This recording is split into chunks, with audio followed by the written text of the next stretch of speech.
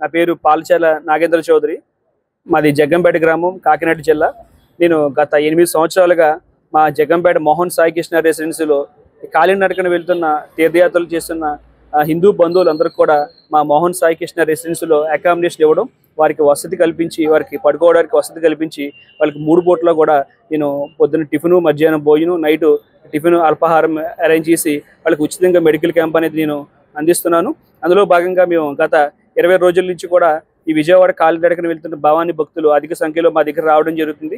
ఎంతమంది వచ్చినా సరే మేము మా అందరం కూడా, మా టీం సభ్యులు అందరూ కూడా, మా సహచరులందరూ కూడా మీరందరూ నా కూడతా ఉండి సహకరించడం నేను చాలా ఆనందంగా నేను భావిస్తున్నాను.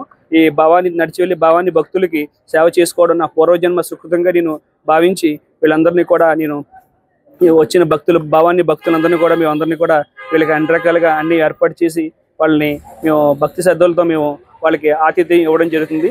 ఈ కార్యక్రమం మేము 365 రోజులు మేము చేస్తామని చెప్పేసి సందర్భంగా తెలియజేస్తున్నాం.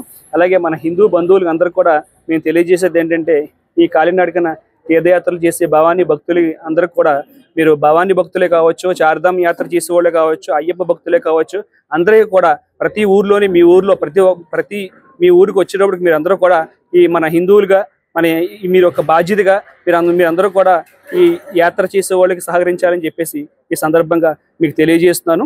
ఇప్పుడు మా దగ్గరికి విజయనగరం నుంచి, శ్రీకాకుళం, ఇచ్చాపురం బార్డర్ నుంచి జగ్గంపేట మీదుగా వెళ్తున్న భవానీ భక్తులందరూ కూడా మా దగ్గరికి వచ్చి ఇక్కడ మా దగ్గర మా ఆతిథ్యం స్వీకరించడం జరుగుతుంది.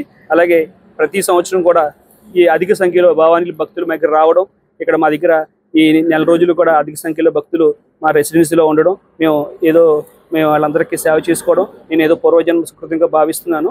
ఆ అమ్మవారి ఆశీస్సులు ఈ నడిచి వెళ్ళి భవానీ భక్తులకు అందరికీ కూడా కలగాలని చెప్పేసి ఈ సందర్భంగా నేను తెలియజేస్తున్నాను. జై భవానీ.